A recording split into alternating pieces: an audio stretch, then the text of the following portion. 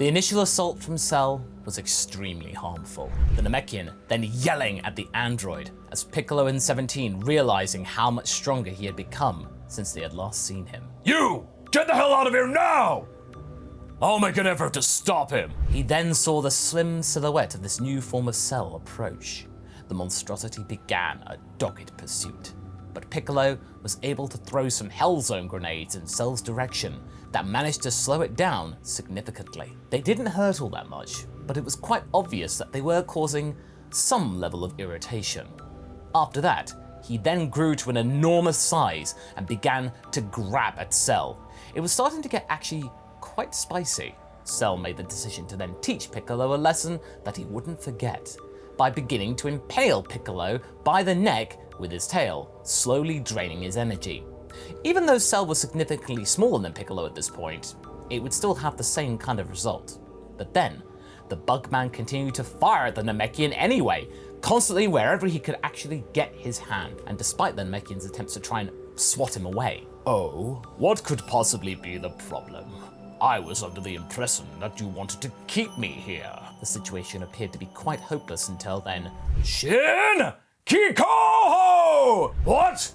Cell then just had to look upward when he heard that. He was knocked to the ground by a wave of energy, which also severed a portion of his tail. Piccolo was then able to rip out the tail from his neck, which resulted in him becoming weaker and returning to his normal size.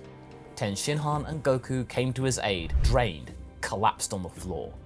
He then was able to mumble, "Thank you," as he then backed off. The Saiyan gave him a slight nod. "Let's get you out of here as quickly as possible, Piccolo." Before Tenshinhan's assault from above created a massive crater, and inside of it, there were sounds of rage. Another tri-beam had been thrown in by the Triclops as a precautionary measure. However, Goku managed to bring all three of them back to the lookout in time, using instant transmission, all before Cell could successfully claw himself out of the hole. This time around, Tenshinhan didn't have to do that much heroics.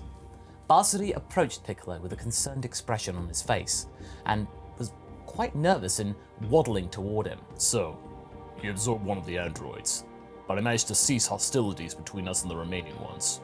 They're on the run. Goku pondered this for a moment. It'd be quite beneficial to locate them. It's likely that Cell's fuming with rage right now. Piccolo gave a slight shake of his head and then turned his attention to Tenshinhan. This was a truly horrifying experience. Even in this form, I had very little ability to harm him. I'm pretty sure I didn't do any real damage to him either, Piccolo, but boy was it satisfying. Well, it appears that it was enough to at least knock him out. Piccolo watched Bansuri climbing into his arms and touched him on the neck. He gritted his teeth slightly at the sight of where Cell had punctured his neck, but quickly felt the warmth of the little hands as they began to heal the wounds even more quickly than his own Namekian regeneration. Who needs sensu bean? Thanks, kid. Dada. Piccolo gave him a very slight smile. Yeah. Dende received instruction from Mr. Popo. Tenshinhan and Piccolo needed some time to collect themselves before continuing in the fight. At the same time, they were keeping a very close eye on the likes of this semi-perfect Cell who absorbed Android 18 instead of 17, who was frantically looking through the nearby archipelago for, of course, said android. They had to take action against him as quickly as possible, or else he could potentially cause even more damage. The Namekian made the decision to take advantage of the fact that he at least had some of Bansuri's attention during his time, and tried to make the most of their newfounded connection. Alright, I can see that you got this healing business down pretty well, but how about we try some more attacks instead? You don't have to if you don't want to. The youngster turned his head ever so slightly away, as though he were a curious puppy but wasn't quite sure about whether he wanted to. I'm aware that you're capable of light ki projection, but maybe if I'm right, this could be interesting. He applied a slight pressure with 2 fingers to the center of his forehead. Take a look at what I'm doing now, he said. The infant attempted to imitate the same action, sensing that it wasn't really going to harm him doing it. Everything's good. Just aim so that you won't hit anything here, okay? As Piccolo then fired a very mild special beam cannon. Remember, don't hit anything, or else Mr. Popo will be very mad at you. You don't want to get Mr. Popo mad. And don't worry, it's only practiced. There was no noticeable result. He started to well up, thinking that he had failed. Look, don't worry about it. I had to try it a few times before I got it right. The infant wiped away the tears and then had a determined expression on his face as he then pressed again his fingers on his forehead. On said forehead, people could make out a few veins as well as a few droplets of sweat forming. They could tell he was really trying. And then it worked. He fired, coming dangerously close to falling over as a result, the recoil being that strong. Piccolo needed both hands to hold onto the enormous ray of light, trying to block it from anyone else because the force of it was so heavy. Everyone on the lookout at the time could do absolutely nothing to help. All they could do was stare at this in wonder. Wow, Bansuri had that much power in him? And it looked like he wasn't really trying his all. Bansuri displayed some signs of being rather shocked at his own result, but he managed to quickly recover and began laughing whilst clapping his hands. He felt so good at this result. Takiko was the first person to run over toward them, and he did so with a look of complete surprise and yet also pride on his face. Wow, Bansuri! How were you able to do that? Piccolo's shoulders were being bounced around by the infant, who was so happy right now. It was really difficult to ignore the pride that Bansuri had in his eyes. Well done, Mr. Piccolo. I believe we managed to make significant progress with him. What do you think? Goku started walking in their direction. You know, that was a really pretty powerful attack.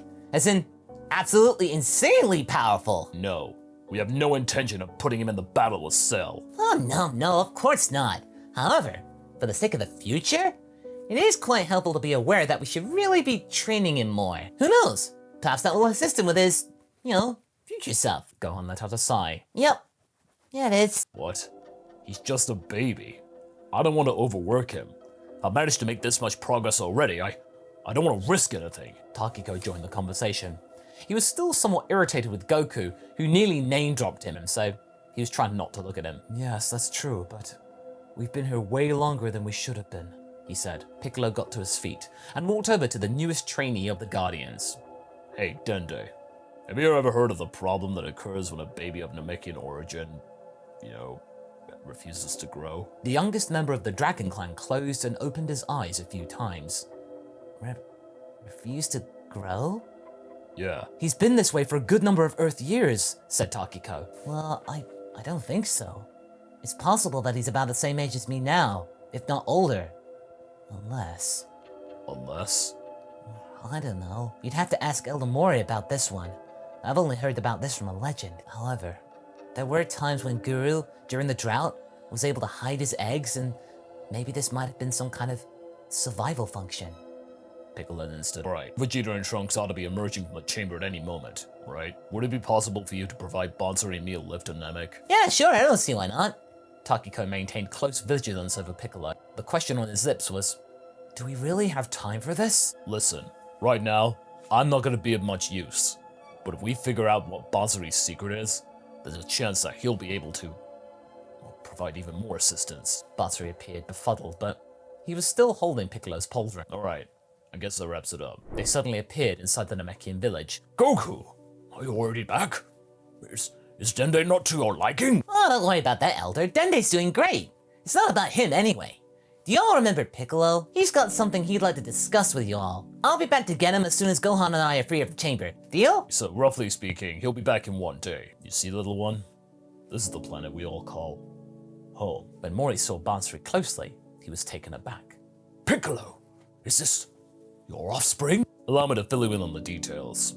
And so he shared the details with the community. Everything that he knew up until this point concerning the origin of Bansuri, as well as the other timeline. Piccolo had the impression that some of the other Namekians regarded the concept of time travel as relatively unnatural. He also mentioned his recent fusion with Kami, and how Bansuri seemed to be drawn towards him more than when he was before, now that he was his complete self again. So, the Katars tradition lives on. Mori gave the matter some thought for a while. Such a shame. Such a shame we could not ask Guru more about this, but it seems that whatever happened in this dark future traumatized this poor baby. Bansuri, on the other hand, was not frightened. Instead, he was playing with some of the children in the village, just completely blasé. He just got them down, didn't really care about what Mori was talking about. They were actually quite interested in him, and getting along quite nicely.